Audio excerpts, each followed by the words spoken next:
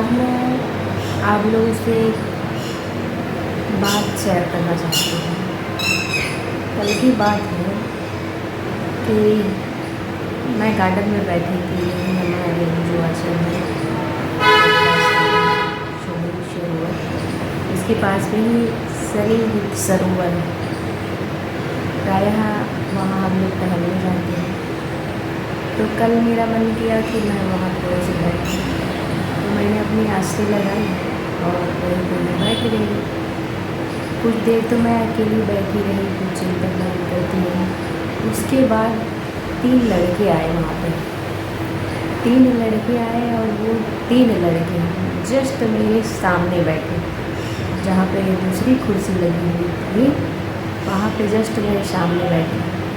और मैं उन लोगों को देख रही हूँ, वो लोग भी मुझे गौर से देख रहे हैं। फिर उसमें से एक लड़का अपने जेब से बीड़ी निकाला, दूसरा लड़का अपनी जेब से माचिस निकाला और तीसरे लड़के को उन दोनों ने माचिस और बीड़ी दे दी। तीसरे ने बीड़ी सुलगाई। अब हुआ ये कि वो बीड़ी तो सुलगा ली, अब वो छोटी सी बीड़ी वो तीनों बाँट के मतलब वो पी रहे थे। एक पीता, उसके बाद दूसरे को दे देता, फिर दूसरा पीता, फिर तीसरे को दे देता। फिर वही क्रम चल रहा था। मैं बड़े गौर से देख रही थी। तो उन लोगों की भी नज़र मुझ पर पड़ी, तो वो भी मुझे देखने लगे। फिर मैं अपनी नज़र हटा ली, पर दिमाग में एक बात रह गई कि ये लोग इतना प्यार दिखा रहे हैं अपने दोस्तों में कि एक छोटी सी बीड़ी को भी तीनों लोग बाँट के पी रहे हैं। ऐसा लग रहा है जैसे अमृत का पान कर रहे हैं वो बाँट करके।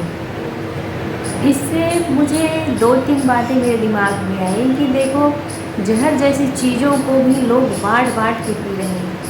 अगर कुछ पल के लिए हम सोचें, इसके विपरीत जाके देखें कि कोई अच्छी सी चीज़ें होती और उसको बाँट कर पीते तो कितना अच्छा होता। ये उनके लिए भी अच्छा होता, समाज को भी अच्छा शिक्षा जाती कि फिर ये इन लोगों के बीच जो प्रेम है एक दूसरे के लिए, कि एक दूसरे से कोई भी चीज़ें जो छोटी भी चीज़ हो उसको बाँट के खाते हैं, तो ये समाज के लिए कितना बढ़िया शिक्षा जाता और कितना प्रेरक रहता ये घटना। पर दुर्भाग्य की बात है कि ये लोग बीड़ी पी रहे थे। मैं इसी बात को कहती हूँ कि जो यहाँ बाँट के बीड़ी पी रहे थे, वही व्यक्ति अपने घर में जाके बाँट के खाना सीख जाता, अपने से पहले दूसरों का ख्याल रखना सीख जाता, अपने से पहले दूसरों की परवाह करना सीख जाता और अपने खाने से पहले दूसरे को खिलाना सीख जाता, तो घर परिवार में आज लड़ाई नहीं होती, झगड़ा नहीं होता और प्रेम प्यार मोहब्बत बना रहता और घर ही स्वर्ग जैसा स्वर्ग बन जाता। पर लोग जो है आज गलत आदतों को बाँट के करने लगे हैं और अच्छी आदतें जो कुछ बची हुई है आज समाज में, वो जहाँ का तहाँ ही है। लोग पता नहीं क्यों गलत आदतों को पकड़े जा रहे हैं और वो जानते हैं, ऐसा नहीं है कि वो नहीं जानते हैं, वो जानते हैं कि इससे हमारा विनाश होगा, इससे हम पतन की ओर ही जा रहे हैं, हमारा पतन ही होगा, इससे हमको कोई लाभ नहीं होगा। पर न जाने क्यों ये लोग नहीं समझते हैं कि इन सब चीज़ से सिर्फ विनाश ही होता है। काश कि ये लोग समझ पाते कि इन सब जो मादक पदार्थ हैं, नशीली पदार्थ हैं, जैसे भांग, गांजा, बीड़ी, सिगरेट, तंबाकू, ये सारी चीज़ें जो हैं जीवन को बर्बाद कर देने वाली चीज़ें हैं। इन सब चीज़ों को छोड़िए, अपने जीवन को समझिए। इतना अनमोल जीवन मिला है कि आप इसका जो है अनुमान नहीं लगा पा रहे हैं कि ये जीवन हमको कितने सौभाग्य से मिला है। ये जीवन के बारे में आप जान लेंगे जिस दिन कि हमको ये जीवन बड़े सौभाग्य से प्राप्त हुआ है, उस दिन आप इस जीवन का दुरुपयोग नहीं करेंगे।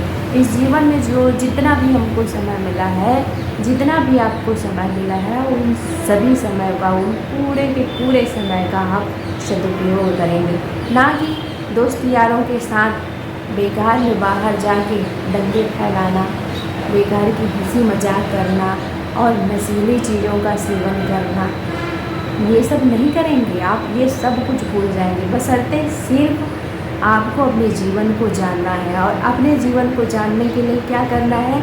अपने जीवन को जानना है कि मेरा जीवन क्या है, मुझे इस पृथ्वी तल पे जन्म क्यों दिया गया है, मैं जन्म क्यों लिया हूँ, मैं हूँ कौन।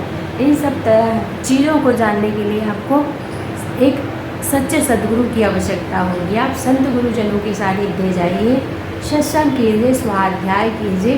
आपके जीवन की पीड़ा, आपके जीवन का दुख, आपके जीवन की तकलीफ़ें यूँ ही चली जाएगी। बस दोस्तों, ये घटना बताने का मेरा यही उद्देश्य था कि आप कभी ऐसा ना करें जिससे समाज में गलत बातें जाए आपके माध्यम से। अगर आप समाज को अच्छी शिक्षा नहीं दे सकते, अच्छी सीख नहीं दे सकते, तो आपको कोई अधिकार नहीं कि समाज को गलत सीख दे या फिर गलत चीज़ें करके दिखाए जिससे दूसरे लोग देखकर आपसे गलत चीज़ें सीखें। इसलिए मेरे प्यारे सज्जनों, इन बातों को ध्यान रखें, अच्छी चीज़ों को बांटें, अच्छी चीज़ों को बढ़ाएं, अपने घर में प्रेम से रहें, लोगों को प्रेम बांटें और स्वयं प्रेममय हो जाएं। बस यही सब